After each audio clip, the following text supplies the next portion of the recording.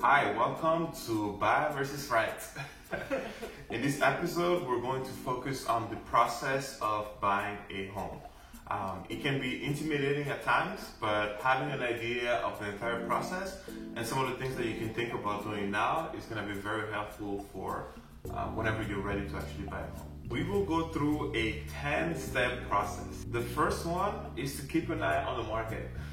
Just occasionally from time to time log in on some of the websites that are out there and take a look at the different areas that you're interested in. Take a look at some of the homes that are going on the market, the prices, how much it would cost you to buy it.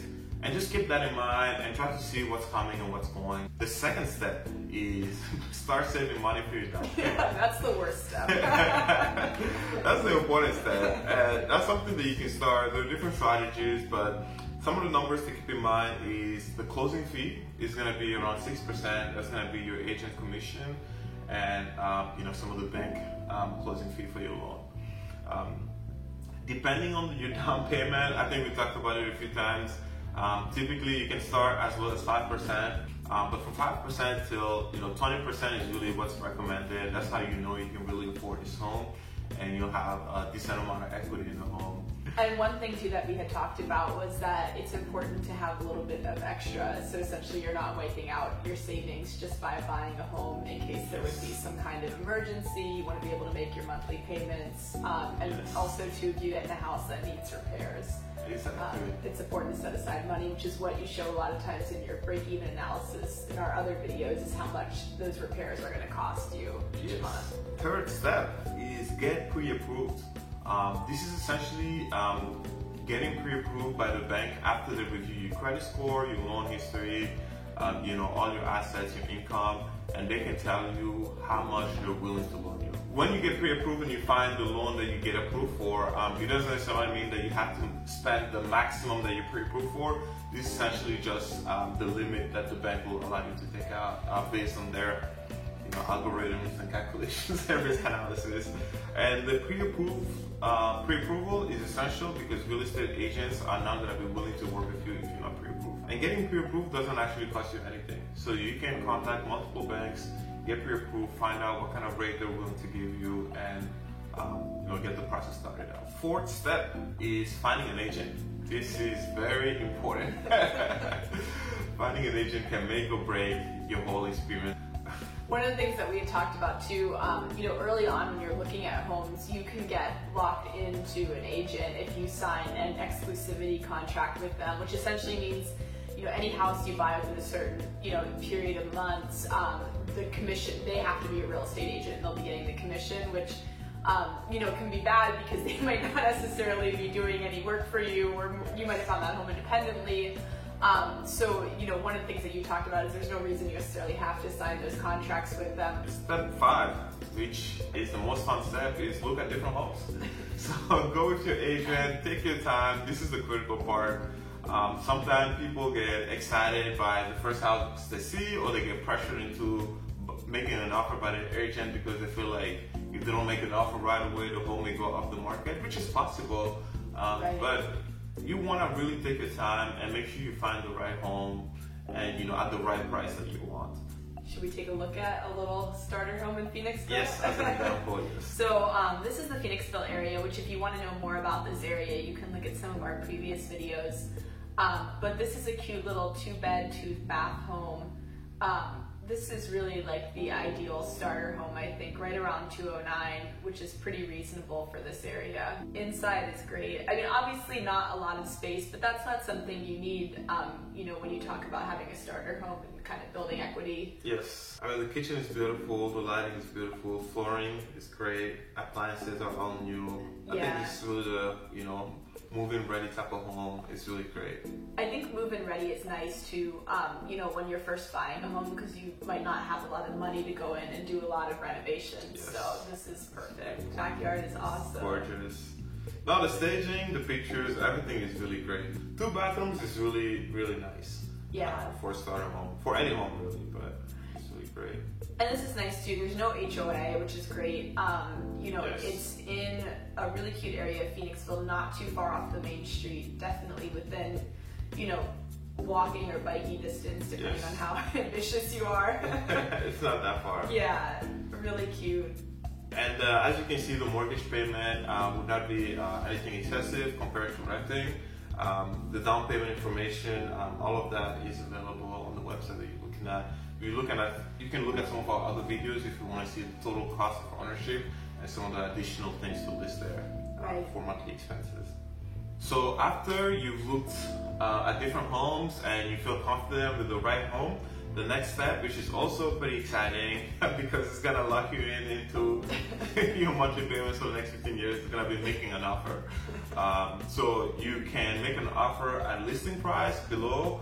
I don't know why you would, but sometimes you can go above asking price if you think there's a lot of demand for the house and you want to make sure that your offer gets picked first. But most of the time you can put an offer at listing price, and if they have other offers that they prefer, you still have the option to come above. So there's some opportunity to negotiate, and that's really great. And the offer, if accepted, comes with contingencies. So that's typically contingent on the outcome of the inspection, which is going to be one of the sectors we talk about, and the appraisal. If during those processes things come out that were not initially disclosed, you have the option to either renegotiate the price or back out of the sale essentially. The negotiation and the offer is really important. This is where having an experienced agent can really be helpful. They can advise you on the best strategy for you to get the most of your money. Some agents will pressure you into going and making an offer at asking price because obviously they want to make a sale and get their check.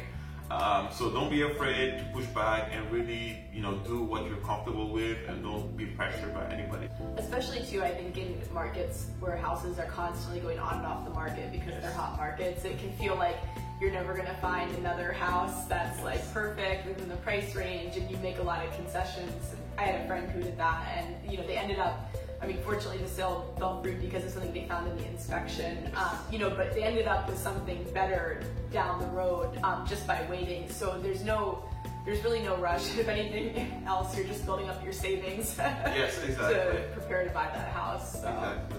And I think in some situations, somebody may be pressured to buy because maybe their lease is ending, but you always have the option of extending your lease to month. Next is what we're talking about, the home inspection.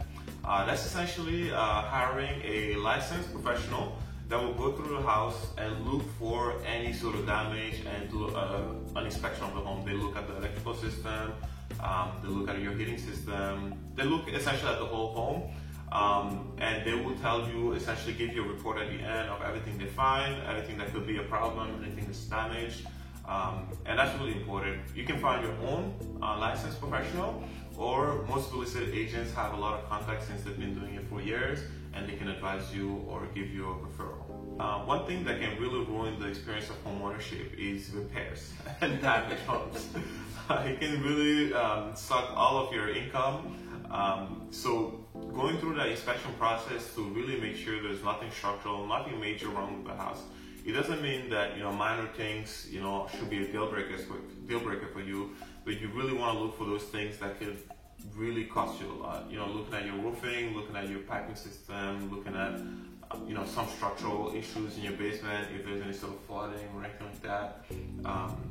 Yeah, that's really important. Step 8 is the home appraisal, and this is a process that's actually required by the bank.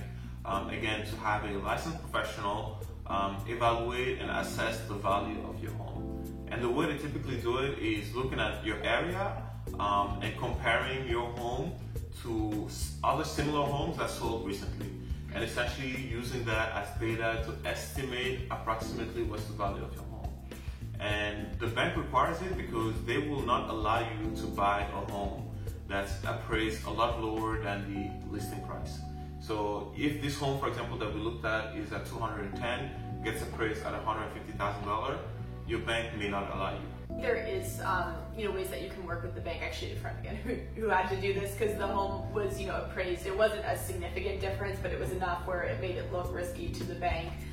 They allowed him to take a lien out against the house and essentially to purchase it. So there's ways to get around it. I think once again in that case, it made sense because it was like a couple $1,000s. We weren't talking like huge amounts, but in the example you gave, I think if something's being appraised $50K under what you're buying it, you need to negotiate with the seller or call it a day.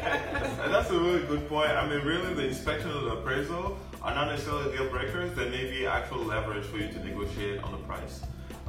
And that's essentially what step 9 is. After the inspection and appraisal are done, you can essentially lock in on the final sale price and all of the conditions of the sale. So again, you can negotiate for them to leave some things in the house. If there were some appliances that were not originally included in the house, you can negotiate for them to be included. If you want the owner to make some repairs to the home, or the seller to make some repairs, you can ask that. And the seller has the option to accept and make those repairs, or they can back out of the sale. Step 10, final step, is closing. It's essentially the buyer and the seller and both of the real estate agents get together and sign all the paperwork to complete the transaction, essentially. That's it. That's the 10-step process to buy a home. It sounds intimidating, but really it's not. It's a logical process, and it is an important process to go through. Just keep in mind, again, try to look up as much information as you can. Most of the time, at least I find that most people are there to help you make a transaction and get their check. Not everybody is necessarily looking for your best interest. So make sure you do your research, don't be pressured by anybody, and make sure you get into the right home, because the right home can be a phenomenal experience. The wrong home can be a curse. All right, thank you for joining today. We hope that you learned a little bit about the process of buying a home. Tune in next week for the next video. Give us a thumbs up, subscribe to our channel, and see you next week.